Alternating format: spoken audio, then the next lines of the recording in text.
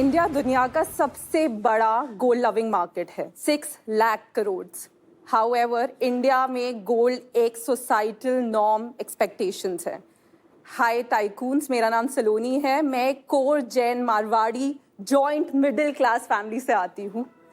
मैंने ये प्रॉब्लम बहुत ही पर्सनली देखी बिकॉज मेरी मेरी माँ को अक्सर ये बोला जाता था, तुम्हारा गला सूना है, तुमने बैंगल्स क्यों नहीं पहने, जाओ जाके गोल्ड पहनो। सच बताओ तो ये केवल उनकी प्रॉब्लम नहीं है, उन लाखों लोगों की प्रॉब्लम है इंडिया में जो एक्चुअली गोल्ड पहनने से डरते हैं। इसके केवल 3 रीजंस है। गोल्ड संभालना बहुत डिफिकल्ट है, स्नैचिंग और theft has become so prevalent in the country, and finally the gold prices. And that's why इस गैप को देखते हुए हमने थ्रिसू स्टार्ट किया। थ्रिसू एक जेंडर एग्नोस्टिक ब्रांड है जो सिल्वर की उस ज्वेलरी से बनता है जिसे स्पेसिफिकली ट्रीट किया जाता है एक एडवांस्ड यूनिक टेक्नोलॉजी के साथ। इस प्रोसेस को गोल्ड वर्मे कहते हैं। ये अंतर्राष्ट्रीय देशों में इतनी ज्यादा पॉपुलर हुई है पिछले 5 सालों में, इतनी पॉपुलर कि एक्चुअली इसका मार्केट 75,000 करोड़ का है ग्लोबली, और इंडिया में ये अभी तक आया नहीं। आसान शब्दों में आपको बताऊं तो रियल सिल्वर पर रियल गोल्ड की थिकेस्ट लेयर, जिससे केमिकल बॉन्डिंग से बनाया जाता है ताकि ये बिल्कुल फेड ना और बिल्कुल गोल्ड जैसी दिखे। थ्रिसू मेरे पेरेंट्स के इनिशियल्स के नाम पर है, त्रिलोक और सुषमा। एंड ये ब्रांड मेरे दिल के इसलिए इतना करीब है क्योंकि एक्चुअली हमने हमारी मॉम की प्रॉब्लम सॉल्व करी थी। मेरा विजन ये है कि हम थ्रिसू को एक लेगेसी ब्रांड बना सकें माँ के लिए, and moreover in the next 5 years हम 100 स्टोर्स खोलना चाहते हैं इन 50 cities। मेरी आस्क है to build this 4 crores at a 60 crore valuation। What was your background before starting this? मैं जयपुर से बिलोंग करती हूँ, एक बहुत ही बड़ी 22 लोगों की जैन मारवाड़ी फैमिली में जो ज्वेलरी में है फॉर 40 years। मैंने मास्टर्स किया जेवियर्स बॉम्बे में, उसके बाद मैंने मल्टीपल स्टिंट्स किए।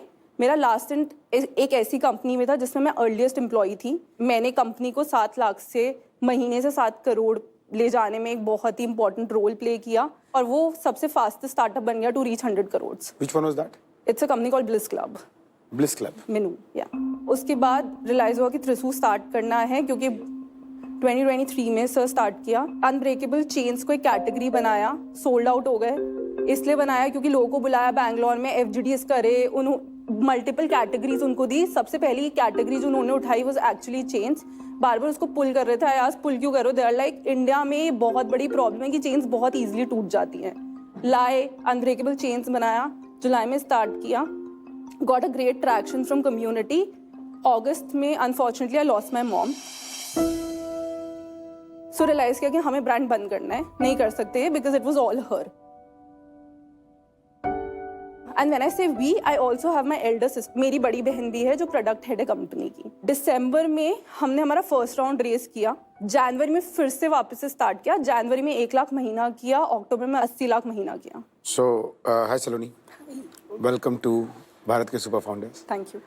मेरी मदर का भी नाम सुषमा ही है, तो अब ये ब्रांड तो ऑलरेडी एकदम पर्सनल हो गया है। एक बात बताइए कि जो LGD के बारे में हम बात करते रहते हैं, और LGD अब इंडिया में भी इतना आ गया है, अगर ये इतना पॉपुलर है इंडिया से बाहर, तो ये इंडिया में इतना पॉपुलर क्यों नहीं हो पाया, जबकि बाहर ये आप कह रहे हो 75,000 करोड़ का मार्केट साइज है?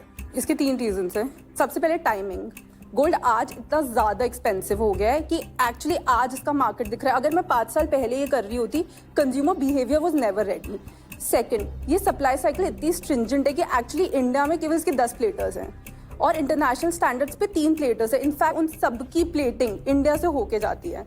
So that is the second thing. And third thing, price accessibility. It's actually very expensive क्योंकि मेरा बहुत स्ट्रॉन्ग सप्लाई साइकिल है। I come from a jewellers background. हमारी खुद की इन हाउस प्लेटिंग नहीं है, but we get it done from people who have international benchmarks. But जिनके पास आप जा रही हैं और भी तो जा सकते हैं, मतलब इसमें मोट कहाँ पे है?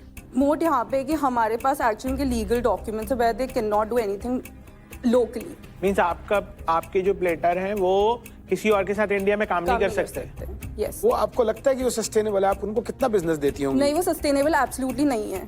That is why the amount I am raising is actually to put my own plating unit. मैंने पूरी रिसर्च कर ली। I have got the best platers to actually work with me who knows the technical know how.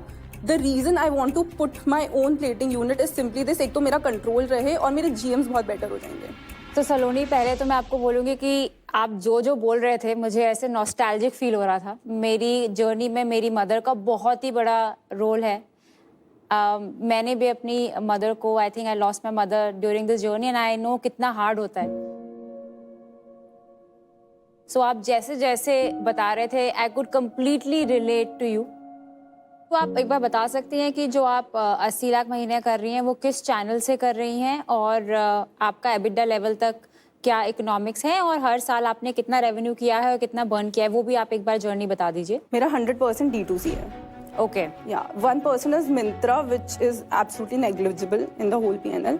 मैंने पहले साल 24 financial year में 8 लाख का revenue किया 16 लाख के बर्न पे। FY25 में मैंने किया 2 करोड़ का revenue at a burn of 1.5 crore. इस साल मैंने अभी तक 4 करोड़ कर लिया है, again at a burn of 1.5 crore. ये पूरा साल मैं 8 करोड़ पे खत्म करूंगी 2.4 करोड़ के बर्न पे। उसके next year I am going to do 24 crore at EBITDA positive. इस साल में जो आपका जो सेल्स का जो पिकअप था, इसमें कितना वॉल्यूम था और कितना प्राइस था, क्योंकि गोल्ड का प्राइस काफी ऊपर जा चुका है। और श्रेणी सर, इस साल तो सिल्वर भी बहुत ज्यादा बढ़ गया है। हाँ, दोनों। तो आपका तो इनपुट कॉस्ट बढ़ गया होगा ज्यादा। मैं सप्लाई साइकिल को ब्रेक करती हूँ। अगर आज मेरा प्राइस 150 रुपए चांदी का और ये एग्जैक्टली 1 महीने बाद 200 रुपए होगा, आज खड़े होकर मैं मेरे मैन्युफैक्चरर से 3 महीने का सिल्वर रेट बांधती हूँ, जिसपे मैं सारे प्योर रेट्स कट करती हूँ। No matter what is happening, मेरा हर बार चांदी का रेट 150 रुपए ही जाएगा अगले 3 महीने के लिए। अगले 3 महीने के लिए। That is again supply cycle relationship. 3 महीने बाद मैं वापस से डायनामिक प्राइसिंग करूंगी और वेबसाइट पे प्राइसेस चेंज करूंगी। Eight any given point of time मेरे को मेरा GM 57, 56 के नीचे नहीं लाना है कभी भी। आप प्रॉब्ली ये बताओ कि आपका प्राइसिंग कंट्रोल कितना है? What is the price point of the product generally average? It starts from 1500 and it has actually gone up to 30,000. और आप 30,000 वाले प्रोडक्ट को कितने तक में और बेच सकते हो? आपको लगता है कि it will not change the volume? See, as a founder, I also have a theory that मैं बढ़ाऊंगी प्राइस, मेरा कन्वर्जन गिर जाएगा, मेरे को मेटा को देना पड़ेगा, इससे अच्छा मैं कस्टमर को दे देती हूँ। लेकिन जब गोल्ड बढ़ेगा तब आपको एक इलास्टिसिटी जो चाहिए ना कि 20% और बढ़ाऊंगी तो चल जाएगा। वैसे तो मेरा यही मॉडल है ना कि अगर आज मैंने just for the sake of number 10 रुपए पे अपना प्लेटिंग कॉस्ट ब्लॉक किया फॉर से नेक्स्ट 20 kg, अब मैं अपना प्राइसिंग वेबसाइट पे भी तो 20 किलो के बाद ही बदलूंगी। तो at any given point of time मैं मेरा GM सिक्योर करके बैठी हूँ। Can we look at the products?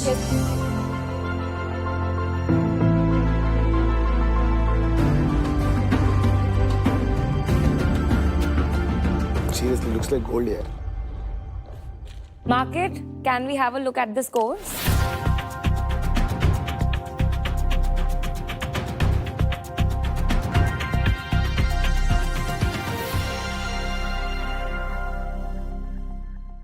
अपनी फंडिंग बता दीजिए, आज तक कितनी रेस करी है, आज मनी इन द बैंक कितना है और आज मंथली बर्न कितना है? 3.9 करोड़ की फंडिंग रेस करी है। लास्ट राउंड कब और किस वैल्यूएशन पे हुआ था और कितना? 2.9 करोड़ रेस किया था। कब? जनवरी टू मार्च के बीच में। इस साल का? इस साल। और किस वैल्यूएशन पे? 33 करोड़ पोस्ट मनी। और तब क्या रेवेन्यू था? 30 लाख रुपए। और अभी 80 लाख हो गया है, वो बढ़ के 80 लाख हो गए। अभी मनी इन द बैंक कितना है? Money in the bank is 20 lakhs। और मंथली बर्न कितना है? मंथली बर्न है मेरा 7 से 8 लाख का। पिछले 3 महीने के रेवेन्यू नंबर्स और burn number. August I did 45 lakhs, जिस पे मेरा बर्न आया 20 लाख का। फिर 45 लाख से मैं वापस आई एट अ सिमिलर रेवेन्यू, क्योंकि श्राद्ध का पीरियड था। इस पे मेरा बर्न आया 20 लाख का। फिर मेरा बर्न आया अक्टूबर में 18 लाख का। रेवेन्यू किया मैंने 80 लाख। आज की डेट पे इस महीने में मेरा रेवेन्यू है 50 लाख और मैं बर्न करूंगी 6 लाख। तो फिर आपका रेवेन्यू रन रेट तो 50 लाख के हिसाब से गिनना चाहिए। 80 लाख तो आपका अक्टूबर का सिर्फ एक जो स्पाइक आया है पर बिकॉज़ ऑफ वो दिवाली। मेरा बहुत कॉन्शियस डिसीजन था। मैं CM2+10 भी हूँ। नहीं, वो सही है। वो क्या बोल रहे हैं कि आप जब अपना MRR बोलते हो तो आप अपनी लास्ट मंथ सेल को MRR नहीं बता सकते, क्योंकि ऑन एन एवरेज तो आप 50 के आसपास चल रहे हो। दूसरा क्वेश्चन ये है कि आपने बोला money in the bank 20 lakh है और आपका बर्न ही कुछ 12-15 लाख है। आउट ऑफ मनी नहीं, एज ऑफ राइट नाउ मेरा 6 लाख का बर्न है। मैं अगले 3 महीने 6 लाख का बर्न करूंगी। डेट है कोई? नहीं। बट आप 6 लाख के बर्न से भी आपका 2-3 महीने का ही रनवे बाकी है। उससे भी कम है। और आप कितना रेस कर रहे हो? यहाँ पे मैं 4 करोड़ रेस कर रही हूँ। और इस 4 करोड़ में से आपके पास बाहर कोई कमिटमेंट है? नहीं। अभी सन्ड्री क्रेडिटर्स कितने खड़े हैं? 55 lakhs। और रिसीवेबल्स? 14 lakhs. कितने क्रेडिटर्स ओवर ड्यू हैं? 55 लाख में से 30 लाख. तो मतलब कैश तो है ही नहीं. मेरा सबसे बड़ा कंसर्न वही है कि आप एक्चुअली एक एज पे चल रहे हैं और ये कभी भी आप बहुत डेंजरस सिचुएशन में है कैश को लेकर. Eggshells.